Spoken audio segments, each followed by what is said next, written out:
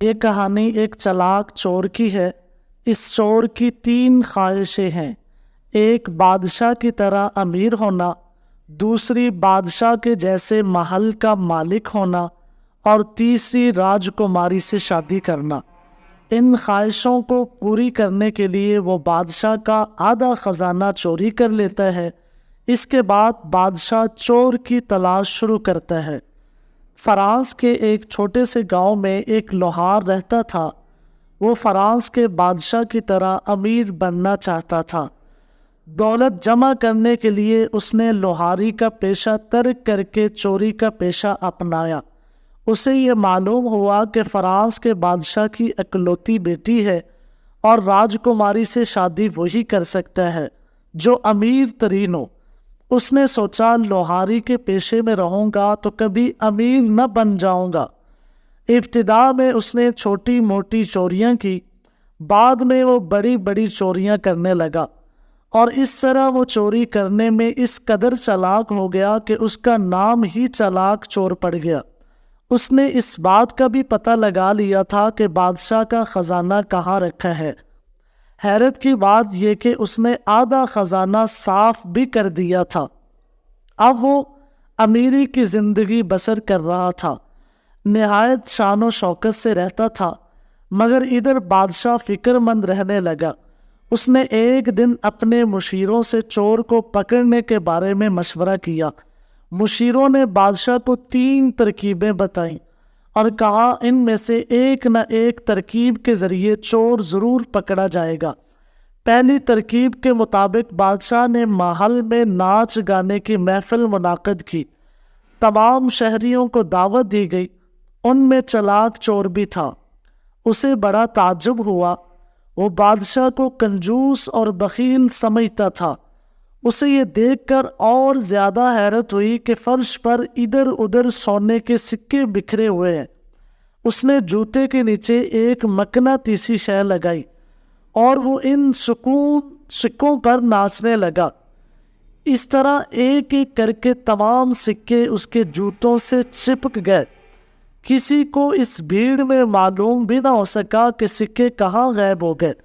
بادشاہ اپنے مشیروں پر بے حد غصہ ہوا، مگر انہوں نے سمجھا کہ دوسری ترکیب میں چور ضرور پکڑا جائے گا۔ دوسری ترکیب کے مطابق پھر ناچ گانے کی محفل سجائی گئی، لیکن محفل ختم ہونے کے بعد تمام مہمانوں کو راج محل میں سونے کے لیے کہا گیا۔ کچھ ہی دیر بعد سب خواب خرگوش کے مزے لینے لگے، لیکن چلاک چور کو نیند نہ آئی۔ اس نے راجکماری سے ملنے کا ارادہ کیا۔ وہ راجکماری کی خوابگاہ میں داخل ہوا۔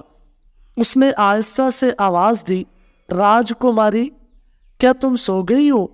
راجکماری آواز سن کر چونک پڑی۔ اس نے کہا، تم کون ہو اور اس طرح چوری چھپے تمہیں یہاں آنے کی ہمت کیسے ہوئی؟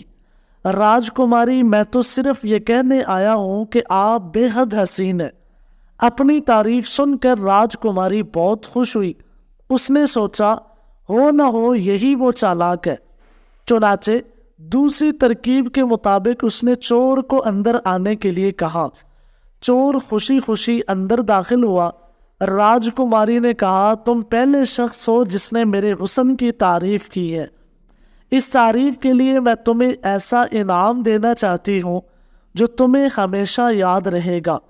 چلاک چور راجکماری کی باتوں کو نہ سمجھا۔ وہ راجکماری کے پاس گیا۔ راجکماری نے اس کی پیشانی کا بوسہ لیا۔ بوسہ لیتے وقت اس نے ایک مخصوص رنگ سے ایک نشان بنا دیا اور کہا، یہی تمہارا انعام ہے۔ بوسہ لینے کے بعد راجکماری نے کہا، اس سے پہلے کہ کوئی شخص تمہیں یہاں دیکھ لے، تم فوراً یہاں سے چلے جاؤ۔ چلاک چور جلدی سے وہاں سے رخصت ہو گیا۔ وہ یہی سمجھے ہوئے تھا کہ راجکماری نے اسے پیار کا بوسہ دیا۔ اسے معلوم نہ تھا کہ پیشانی پر مخصوص رنگ کا ایک نشان بھی بنا دیا گیا۔ چور کو نیند نہ آئی۔ تمام لوگوں کے اٹھنے سے پہلے ہی وہ اٹھ گیا۔ جب اس نے آئینے میں اپنی صورت دیکھی تو اس اپنی پیشانی پر کسی رنگ کا نشان نظر آیا۔ وہ راجکماری کی چالاکی سمجھ گیا اس کے بعد وہ پھر آہستہ سے راجکماری کے کمرے میں داخل ہوا۔ وہاں اس نے دیکھا کہ میز پر نیلے رنگ کا ڈبہ رکھا ہے۔ اس نے خاموشی سے اس رنگ کے ڈبے کو اٹھا لیا اور وہاں سے آنے کے بعد راج محل میں جتنے مہمان گہری نیند سو رہے تھے ان کی پیشانیوں پر ویسے ہی نشان بنا دیا۔ صبح ہوئی تو بادشاہ اور راجکماری بہت خوش تھے کہ آج چور ضرور پکڑا جائے گا۔ محل کے تمام دروازے بند کر دیے گئے تھے تاکہ کوئی یہاں سے بھاگنے نہ پائے۔ بادشاہ اور راجکماری جب راج محل میں پہنچے تو انہیں تمام مہمانوں کی پیشانیوں پر مخصوص رنگ کے نشانات دیکھ کر حیرت ہوئی۔ اس طرح دوسری ترکیب بھی فیل ہو گئی تھی۔ بادشاہ اپنے مشیروں پر گرم ہوا۔ مشیروں نے کہا، حضور پریشان ہونے کی ضرورت نہیں، تیسری ترکیب میں چور بچ کر نہ جائے گا۔ ترکیب یہ ہوگی کہ راجکماری کے کمرے میں ایک تہہ خانہ بنا کر اسے اس طرح ڈھانک دیا جائے کہ کسی کو اس کو پتہ نہ چل سکے۔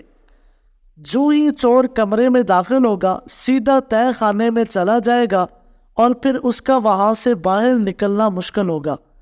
بادشاہ کو یہ ترکیب پسند آئی۔ اس نے تہہ خانہ بنانے کا حکم دیا۔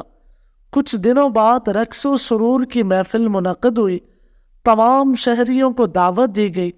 پروگرام ختم ہونے کے بعد تمام مہمانوں سے راج محل میں سونے کے لیے کہا گیا۔ سب سو گئے لیکن چالاک چور کو نیند کہاں۔ وہ پھر راجکماری کے کمرے میں داخل ہوا۔ داخل ہوتے ہی وہ تہہ خانے میں گر پڑا۔ اس نے باہر نکلنے کی بہت کوشش کی لیکن کامیاب نہ ہوئی۔ راجکماری نے چور کے تہہ خانے میں گرنے کی آواز سن کر زور سے چلانا شروع کر دیا، چور چور۔ راجکماری کی آواز سن کر بہت سے مہمان چور پکڑنے کے لیے راجکماری کے کمرے میں داخل ہوئے اور وہ بھی تہہ خانے میں جا گرے۔ جب بادشاہ اور اس کے مشیر وہاں پہنچے تو انہوں نے دیکھا کہ تہہ خانے میں بہت سے لوگ گرے ہوئے ہیں۔ یہ پتہ لگانا مشکل ہے کہ ان میں اصل چور کون ہے۔ بادشاہ یہ ترکیب بھی فیل ہوتے دیکھ کے غصے سے سرخ ہو گیا۔ وہ اپنے مشیروں پر برس پڑا، تمہاری سب ترکیبیں ناکام ہو چکی ہیں، تم میرے مشیر بننے کے لائق نہیں ہو۔ کچھ دیر بعد راجکماری نے بادشاہ کے کان میں کچھ کہا۔ بادشاہ نے بغور سنا اور سر ہلا کر ہاں کہا۔ بادشاہ نے اپنے تمام مہمانوں سے مخاطب ہو کر کہا، بھائیو، آپ میں ایک چالاک چور موجود ہے جس نے میرے مشیروں کو بھی مات دے دی ہے اور اپنی ذہانت و عقل مندی کو ثابت کر دکھایا ہے۔ میں چاہتا ہوں کہ وہ اپنے آپ کو ظاہر کر دے تاکہ راجکماری کی شادی اس سے کر دوں۔ مہمانوں میں سے 20 لوگ راجکماری سے شادی کرنے کے لیے آگے بڑھے۔ بادشاہ نے اپنی بیٹی سے پوچھا، کیا تم اسے پہچان سکتی ہو؟ راجکماری نے کہا، میں اس کی شکل و صورت نہیں جانتی مگر آنکھ بند کر کے بھی اس کی آواز پہچان سکتی ہوں۔ چالاک چور آگے بڑھا۔ اس نے اپنا سر جھکایا اور آداب بجا لاتے ہوئے کہا، راجکماری، چالاک چور آپ کی خدمت میں حاضر ہے۔ راجکماری نے آواز سنتے ہی پہچان لیا اور خوشی سے چلائی، ابا جان، یہی وہ آدمی ہے۔ بادشاہ نے کہا، اگرچہ تم سزا کے مستحق ہو لیکن میں نے سب کے سامنے وعدہ کیا ہے، اس لیے راجکماری کی شادی تم سے کرتا ہوں۔ آج سے تم اس ملک کے راجکمار ہوگے، مگر اس سے پہلے تمہیں وعدہ کرنا ہوگا کہ پھر کبھی چوری نہ کرو گے۔ حضور، چالاک چور نے کہا، میری صرف 3 خواہشیں تھیں، ایک آپ کی طرح امیر ہونا، دوسرے آپ کے جیسے محل کا مالک ہونا اور تیسرے راجکماری سے شادی کرنا۔ آج میری تینوں خواہشیں پوری ہو چکی ہیں، اس لیے آئندہ چوری نہ کروں گا۔ اس کے بعد چالاک چور نے جو دولت چرائی تھی وہ بادشاہ کو لوٹا دی اور پھر کبھی اس نے چوری نہ کی۔